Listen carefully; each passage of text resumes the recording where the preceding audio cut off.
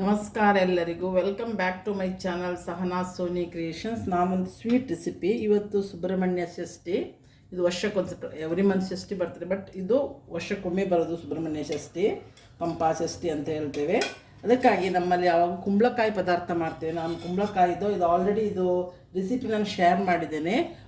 ಇದು ಫಲಾದ್ ಅಂತ ಹೇಳ್ತಾರೆ, ವೈಟ್ ರೆಸಿಪಿ ಅದು ಇದು ರೆಸಿಪಿ ಮಾಡಿದ್ದೇನೆ. ಅದರೊಟ್ಟಿಗೆ ನಾನು ಸ್ವಲ್ಪ ಕುಂಬಳಕಾಯಿ ಉಳಿಯಿತು. ಸೊ ಈಗ ನಾನು ನಿಮಗೊಂದು ಹಲ್ವಾ ಕುಂಬಳಕಾಯಿದ ಹಲ್ವಾ, ಕಾಶಿ ಹಲ್ವಾ ಅಂತ ಹೇಳ್ತಾರೆ ಇದಕ್ಕೆ. ಸೊ ಹಲ್ವಾ ಮಾಡಲಿಕ್ಕೆ ನಾನೊಂದು ಪ್ಯಾನ್ ಇಟ್ಟಿದ್ದೇನೆ, ಗ್ಯಾಸ್ ಆನ್ ಮಾಡಿದ್ದೇನೆ. ಇದು ತವಾ ಬಿಸಿ ಆಗಲಿ. ಬಿಸಿ ಆದಕೊಳ್ಳಿ ಈಗ ಡ್ರೈ ಫ್ರೂಟ್ಸನ್ನು ನಾವು ಒಂದೊಂದೇ ಫ್ರೈ ಮಾಡುವ. ಇದರಲ್ಲಿ ಕುಂಬಳಕಾಯಿ ಆರೋಗ್ಯಕ್ಕೆ ತಂಪನ್ನು ಕೊಡ್ತದೆ. ಸೊ ಇನ್ನು ಚಳಿಗಾಲದಲ್ಲಿ ಡ್ರೈ ಆಗ್ತದೆ, ಸ್ಕಿನ್ನು ಹೀಟ್ ಕೂಡ ಆಗ್ತದೆ ಅಂತೇಳಿ ಕುಂಬಳಕಾಯಿದು ಹಲ್ವಾ ಎಲ್ಲ ಈ ಟೈಮಲ್ಲಿ ತಿಂತ ಈ ಸೀಸನಲ್ಲಿ ಕುಂಬಳಕಾಯಿ ಸಿಕ್ಕಲಿಕ್ಕೂ ಸಿಗ್ತದೆ. ನನಗೆ ಕುಂಬಳಕಾಯಿ ಸಿಕ್ಕಿತ್ತು, ಪದಾರ್ಥ ಮಾಡಿ ಉಳಿದ್ರಲ್ಲಿ ನಾನು ಒಂದು ಪ್ಲೇಸ್ದಲ್ಲಿ ಹಲ್ವಾ ಮಾಡ್ತೇನೆ. ತುಂಬ ಹಲ್ವಾ ಮಾಡಿ ಇಡ್ಬೋದು, ಬಟ್ ಅದನ್ನು ತುಂಬ ಹೊತ್ತು ಮುಗಿಸ್ಬೇಕಾಗ್ತದೆ ಇದನ್ನು. ಇದು ಈಸಿಯಾಗಿ ನಾನು ಸ್ವಲ್ಪ ನಿಮಗೆ ರೆಸಿಪಿ ಮಾಡಿ ಇವತ್ತು ತೋರಿಸ್ತಿದ್ದೇನೆ. ಈಸಿ ಉಂಟು, ಏನಿಲ್ಲ, ಮೂರೇ ಇಂಗ್ರೀಡಿಯೆಂಟ್ಸಲ್ಲಿ ಈ ಹಲ್ವಾ ರೆಡಿ ಆಗ್ತದೆ. ಈಗ ದ್ರಾಕ್ಷಿ ಹಾಕ್ತೇನೆ, ಇದನ್ನು ಸ್ವಲ್ಪ ಫ್ರೈ ಮಾಡುವ. ಈ ದ್ರಾಕ್ಷಿಯನ್ನು, ಗೇರು ಬೀಜವನ್ನು ನಾನು ತೆಗಿತೇನೆ. ಯಾವುದು ನೀವು ಡ್ರೈ ಫ್ರೂಟ್ಸ್ ಹಾಕ್ಬೋದು, ಬಾದಾಮು ಯಾವುದು ಹಾಕ್ಬೋದು. ಈಗ ಡ್ರೈ ಫ್ರೂಟ್ಸ್ ತೆಗೆದಾಯಿತು. ಇದೇ ತುಪ್ಪಕ್ಕೆ ಗ್ಯಾಸ್ ಮೀಡಿಯಮ್ ಫ್ಲೇಮಲ್ಲಿ ಉಂಟು. ಇಲ್ಲಿ ನಾನು ತುರಿದಿದ್ದೇನೆ, ಕುಂಬಳಕಾಯಿ ತುರಿದು ತಂದಿದ್ದೇನೆ. 2 ಕಪ್ಪಿನಷ್ಟು ಕುಂಬಳಕಾಯಿ ಉಂಟು.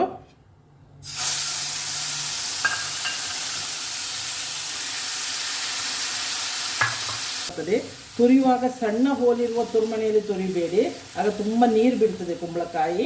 ಇದರಲ್ಲಿ ಕೆಲವು ಟಿಪ್ಸ್ ಮಾತ್ರ ಇರೋದು, ಅದನ್ನೇ ನೀವು ಫಾಲೋ ಮಾಡ್ತೀವಿ. ಎಲ್ಲರೂ ಮಾಡ್ತಾರೆ. ಇದು ಈಸಿ ರೆಸಿಪಿ ಕೂಡ, ಯಾರು ಮಾಡ್ಬೋದು, ಮತ್ತು ಹೆಲ್ತಿ ಕೂಡ ಇದು. ಮಾತ್ರ ಗ್ಯಾಸನ್ನು ಮೀಡಿಯಮ್ ಫ್ಲೇಮ್, ಸಿಮ್ಮಲ್ಲಿ ಇಡಬೇಡಿ, ನೀರು ಬಿಡ್ತದೆ ಕುಂಬಳಕಾಯಿ. ಇದನ್ನೀಗ ಚೆಂದ ಮಾಡಿ ನಾವು ಹಸಿ ವಾಸನೆ ಹೋಗೋಲಾಗಿ ಇದನ್ನು ಸ್ವಲ್ಪ ಬೇಯಿಸುವ ನಾವು ಕುಂಬಳಕಾಯಿಯನ್ನು. ಇದಕ್ಕೆ ಏನು ನೀರು ಗೀರು ಏನು ಹಾಕಲಿಕ್ಕಿಲ್ಲ, ಇದೇ ಇದರಲ್ಲಿ ಬೇಯಬೇಕಿದು ಕುಂಬಳಕಾಯಿ. ನೋಡಿ, ನಾನಿಲ್ಲಿ ನಿಮಗೆ ಹೇಳಿದೆಲ್ಲ ಕುಂಬಳಕಾಯಿದು ವೈಟ್ ಗ್ರೇವಿ. ಇದ್ರ ರೆಸಿಪಿ ನಾನು ಆಲ್ರೆಡಿ ಶೇರ್ ಮಾಡಿದ್ದೇನೆ ಲಾಸ್ಟ್ ಡೇಗೆ, ಅದಕ್ಕಿಂತ ಒಂದು ವಿಷಯ ಶೇರ್ ಮಾಡಿದ್ದೇನೆ.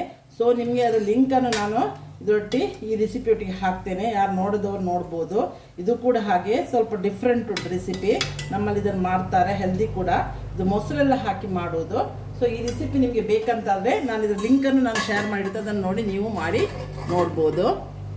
ನೋಡಿ, ಈಗ ಒಂದು 10 ನಿಮಿಷದ್ದು ನೀವು ಅದಕ್ಕೆ ತುರುಮಣೆಯಲ್ಲಿ ದೊಡ್ಡ ಹೋಲಿರುವ ತುರಿಯಲ್ಲಿ ತುರಿಯಿರಿ, ಆಗ ಬೇಗ ನೀರು ಡ್ರೈನ್ ಔಟ್ ಆಗ್ತದೆ. ಸಣ್ಣ ತುದು ಮಾಡೋದು ನೀರು ಬಿಡ್ತದೆ, ಏನು ನೀರು ಹಾಕಲಿಕ್ಕಿಲ್ಲ, ಇದೇ ನೀರಲ್ಲಿ ಇದು ಮಾಡಿ. ಸ್ವಲ್ಪ ನಾನು ಪಿಂಚ್ ಆಫ್ ಸಾಲ್ಟ್ ಹಾಕ್ತೇನೆ.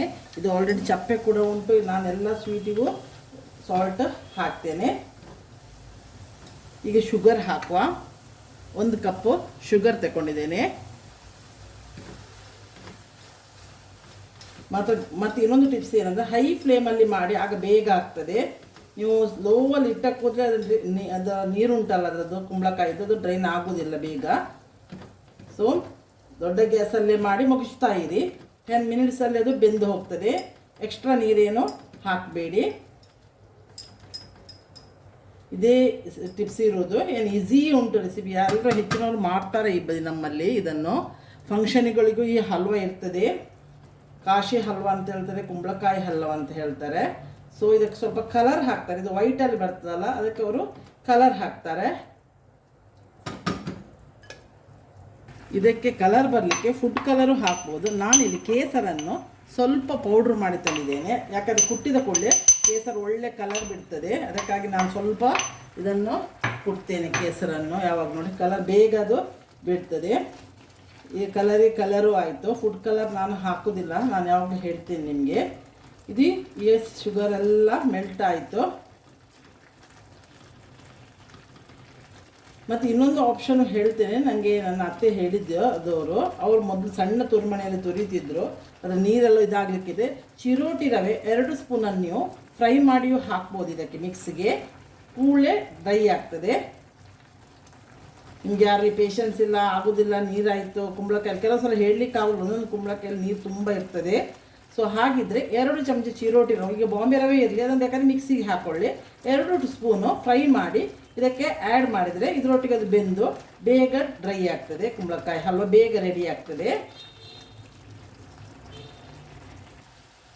ನೋಡಿ ಈಗ ಡ್ರೈನ್ ಔಟ್ ಆಗ್ತಾ ಬಂತು.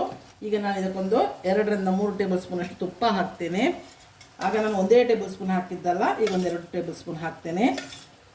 2-3 ಹಾಕ್ಬೋದು. ಅದು ಸ್ಪೂನ್ ಸಣ್ಣದುಂಟು.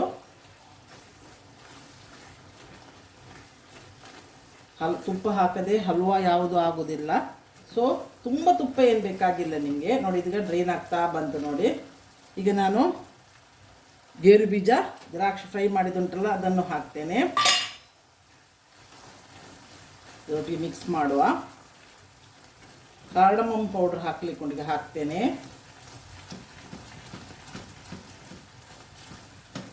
ಇದೆಲ್ಲ ಒಂದಕ್ಕೊಂದು ಹೊಂದ್ಕೊಳ್ತದೆ. 1/4 ಟೇಬಲ್ ಸ್ಪೂನ್ ಅಷ್ಟು ಕಾರ್ಡಮಮ್ ಪೌಡರ್ ಹಾಕ್ತೇನೆ.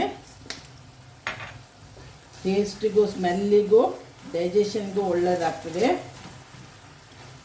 ಎಲ್ಲ ಸ್ವೀಟ್ ರೆಸಿಪಿಗೆ ಹಾಕ್ತೇವಲ್ಲ ಅದೇ ಥರ. ನೋಡಿ ಹಲ್ವ ರೆಡಿ ಆಗ್ತಾ ಬಂತು. ಇದು ಸ್ವಲ್ಪ ಹೊತ್ತಲ್ಲಿ ಇನ್ನೂ ಗಟ್ಟಿ ಆಗ್ತದೆ ಇದು ನೋಡಿ. ಇಲ್ಲಿಗೆ ನೋಡಿ ಕಾಶಿ ಹಲ್ವಾ ಹೇಳ್ಬೋದು, ಕುಂಬಳಕಾಯಿ ಹಲ್ವಾ ಹೇಳ್ಬೋದು. ಷಷ್ಠಿ ಸುಬ್ರಹ್ಮಣ್ಯ ಷಷ್ಠಿ ಪ್ರಯುಕ್ತ ಮಾಡಿದ ನಾನು ಈ ಕುಂಬಳಕಾಯಿ ಹಲ್ವಾ ರೆಡಿ ಆಯ್ತು ನೋಡಿ. ತುಪ್ಪ 4 ಟೇಬಲ್ ಸ್ಪೂನ್ ಹಾಕಿದ್ದು ಮತ್ತು ನಾನು ಹೇಳೋ ಟಿಪ್ಸ್ ಫಾಲೋ ಮಾಡಿ 10 ಮಿನಿಟ್ಸಲ್ಲಿ ಈ ಹಲ್ವ ರೆಡಿ ಆಗ್ತದೆ. ಆ್ಯಕ್ಚುಲಿ ಇದು ತುಂಬ ಟೈಮ್ ಹೋಗ್ತದೆ ಅಂತ ಹೇಳ್ತಿದ್ರು. ನಾವು ತುಂಬ ವರ್ಷದಿಂದ ನನ್ನ ಅತ್ತೆ ಮಾಡೋದು ನಾನು ನೋಡಿದ್ದೇನೆ.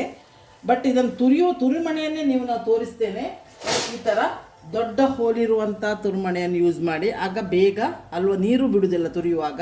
ತುರಿಲಿಕ್ಕೂ ಬೇಗ ಆಗ್ತದೆ, ಬೇಯಲಿಕ್ಕೂ ಬೇಗ ಆಗ್ತದೆ. ಬೇಯಲಿಕ್ಕೆ ಅದು ಈಸಿ ಉಂಟು, ಹೆಚ್ಚೇನು ಇರೋದಿಲ್ಲ. ಸೊ ನೀವು ಸಣ್ಣ ಹೋಲಲ್ಲಿ ಮಾಡಿ ನೋಡಿ. ಇದರಲ್ಲಿ ಸಣ್ಣ ಹೋಲ್ ಉಂಟು. ಈ ಥರ ಹೋಲಲ್ಲಿ ಮಾಡಲಿಕ್ಕೆ ಹೋಗಬೇಡಿ, ಆದಷ್ಟು ದೊಡ್ಡ ಹೋಲಲ್ಲಿ ಮಾಡಿ. ನಾನು ಹೇಳಿದ ಟಿಪ್ಸನ್ನು ಫಾಲೋ ಮಾಡಿ. ಈ ರೆಸಿಪಿ ಇಷ್ಟ ಆದರೆ ಇದಕ್ಕೊಂದು ಲೈಕ್ ಕೊಡಿ. ಸಬ್ಸ್ಕ್ರೈಬ್ ಆಗದೆ ಯಾರು ನೋಡ್ತಿದ್ದೀರಿ ನೋಡಿ, ನೀವು ಆದಷ್ಟು ಬೇಗ ಸಬ್ಸ್ಕ್ರೈಬ್ ಆಗಿ ನನಗೆ ಸಪೋರ್ಟ್ ಮಾಡಿ. ಇದೇ ಥರ ನಾನು ಸ್ವೀಟ್ ರೆಸಿಪಿ, ನಾನ್ ವೆಜ್ ರೆಸಿಪಿಯನ್ನು ನನ್ನ ಚಾನಲಲ್ಲಿ ನಾನು ಹಾಕ್ತಾ ಇರ್ತೇನೆ. ನಿಮ್ಮ ಸಪೋರ್ಟ್ ನನಗೆ ಯಾವಾಗಲೂ ಬೇಕು. ನಾನು ಬರುವಾಗ ಒಳ್ಳೆ ವೀಡಿಯೋದಿಂದ ಬಂದು ನಿಮ್ಮನ್ನು ಮೀಟ್ ಆಗ್ತೇನೆ. ಅಲ್ಲಿವರೆಗೆ ಬಾಯ್, ಥ್ಯಾಂಕ್ ಯು.